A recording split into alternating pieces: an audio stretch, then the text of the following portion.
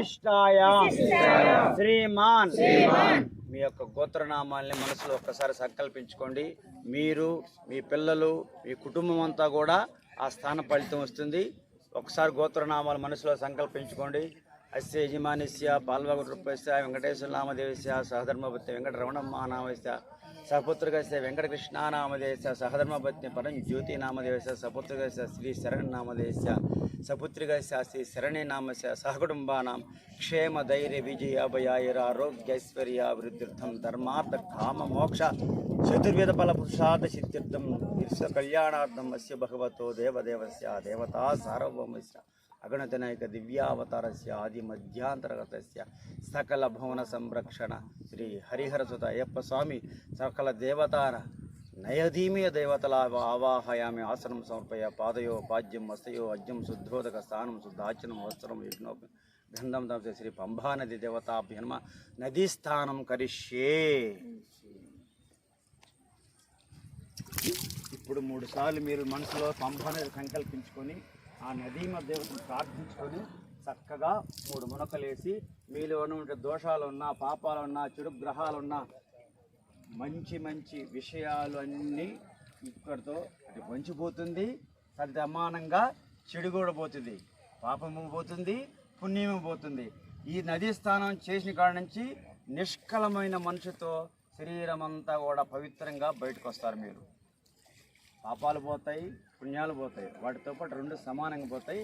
ఇక్కడ నుంచి నిశ్చలమైన ఏ శరీరంలో మనం ఉన్నామో అదే పవిత్రమైన శరీరము ఇప్పుడు స్టార్టింగ్ నుంచి మనకు వస్తుంది. చక్కగా ముందు మునగండి, తర్వాత నమస్కారం చేసుకోండి, 3 సార్లు అగ్ని వదలండి.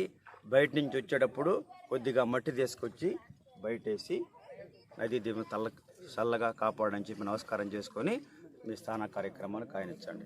స్వామి శరణమయ్యప్ప, అయ్యప్ప శరణం.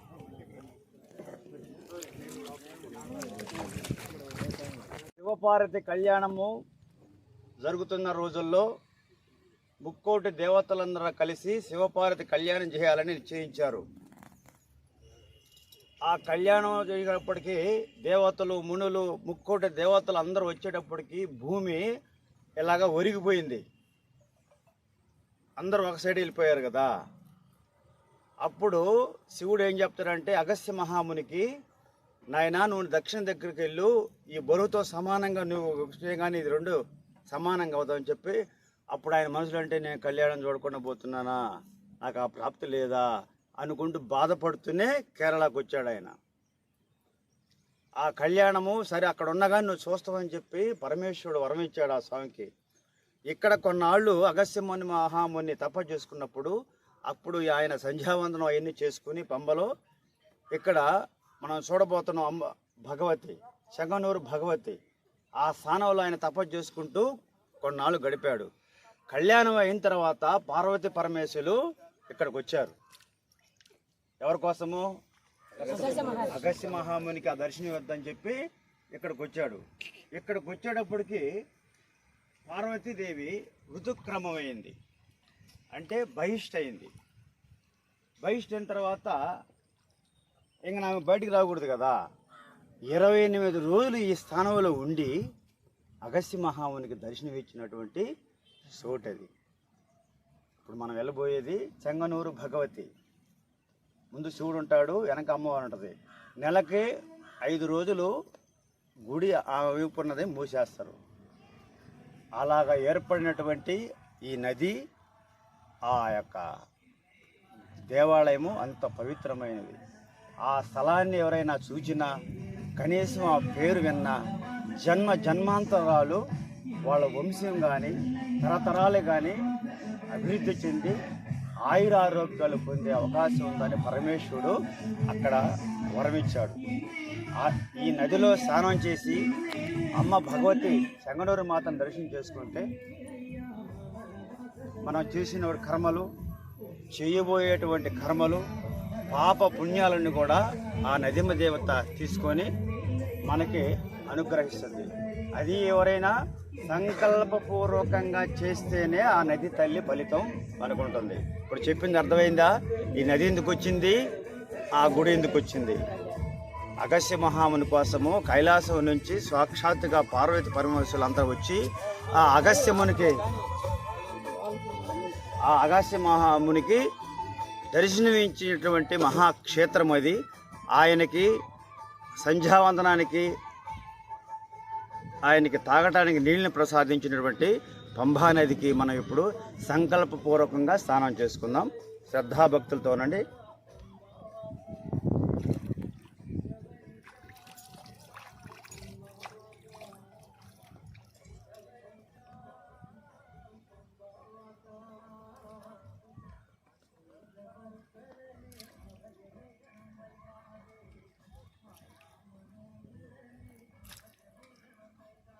ఓం గురుభ్యో నమః. ఓం శ్రీ గణేశాయ నమః. ఓం సరస్వత్యై నమః. మాతాపితృభ్యో నమః. ఓం ఓం అపవిత్రం పవిత్రో వా సర్వావస్థాంగుతో వా యస్మత్ శ్రీ పుండరీకాక్షాయ నమః.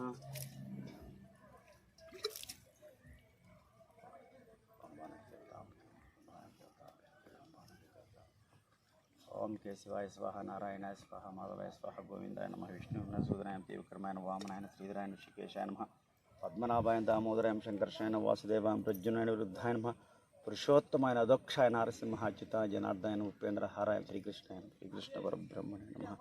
తిష్టంతు భూతిపిచయతే భూమి భారత దేశమరోదేన బ్రహ్మకర్మ ప్రణవస్య పరబ్రహ్మ పరమాత్మ దేవత దేవీ గాయత్రీ చంద్ర ప్రాణ వినిగ. ఓం భూర్వ ఓం భూహ సుహ దేవస్య ధీమధియో యో నః ప్రచోదయాత్. పరమేశ్వర.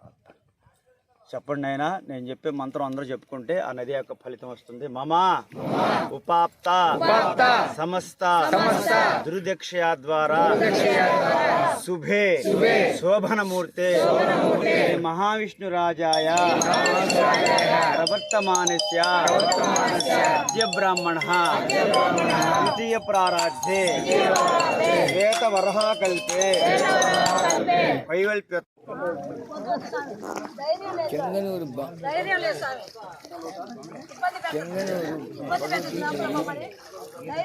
సన్నిధిలో ఉన్న పంబా జలస్థానం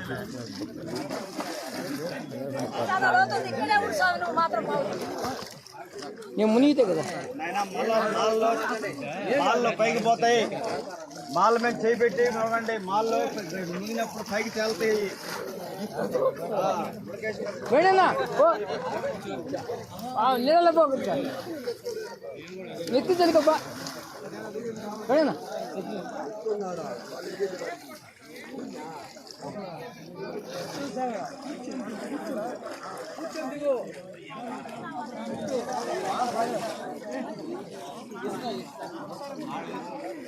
ఏమండి ಮಾಡಿದ್ರಿ ಯಾರು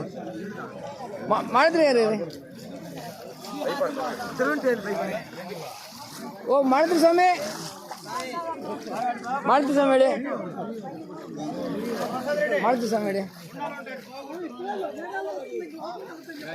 ಓ ಮಾಡಿದ್ರಿ ಸ್ವಾಮಿ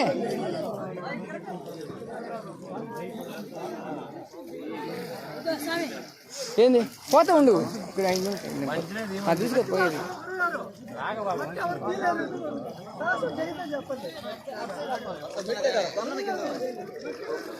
ఓ ಮಾಡ್ತೀವಿ ಸ್ವಾಮಿ ನಿನ್ನ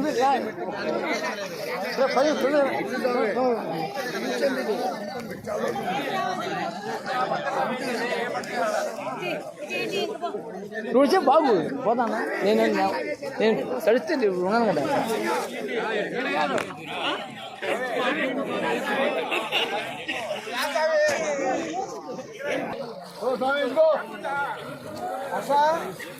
హర్ష ఏం లీటర్ వేసుకుంటున్నా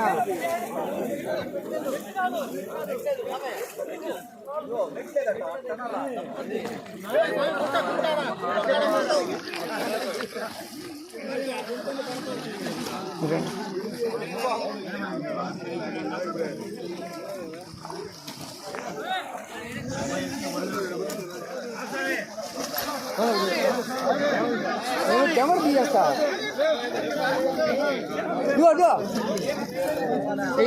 ఏదో మాట చెప్పు. శరణమయ్యప్ప. చూసాం కదా. ఈ నదిలో స్నానం చేసినందుకు పరమపురుషులైనటువంటి వదిలేసి మంచి మార్గంలో నడిపించుకొని మంచి మార్గాన్ని నడవాలని స్వామి శరణమయ్యప్ప. నువ్వు ఎలా చెప్పిన స్వామి శరణమయ్యప్ప. స్వామి శరణ. మనం ఈ నదిలో స్నానం చేయటానికి దీనికి ఎన్నో మార్గాలు ఉన్నాయి. ఈ నదిలో స్నానం చేసినందువలన మనలో నుండి కర్మదోషములన్నింటిను క్రీడ ప్రదక్షిణలన్నింటిని పారదోలి మంచి మార్గంలో నడిపించుకునే దానికి కోసంగా ఈ నది స్నానంలో స్నానాలు చేస్తాం. మహాతల్లి నది స్నానం చేసి మహాతల్లిని దర్శించుకునొచ్చు. మనలోని పాప క్రోధములన్నింటిని మదమాంసములన్నింటినీ కూడా విక్రయించి మంచి మార్గంలో నడిపించుకొని మంచి రూటును నడిపించుకొని మనము మన కుటుంబ సభ్యులు మన ఇరుపురికి వారు చల్లగా ఉండాలని ఆ భగవంతుని కోరుకుంటున్నాను. స్వామి శరణమయ్యప్ప. కానీ తొందర కానీ నీకోసం ఆగింది నేను. తొందరపో.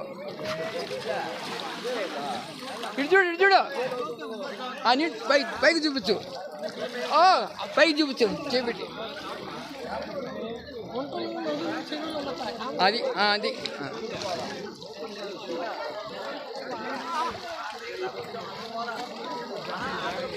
ఓకే.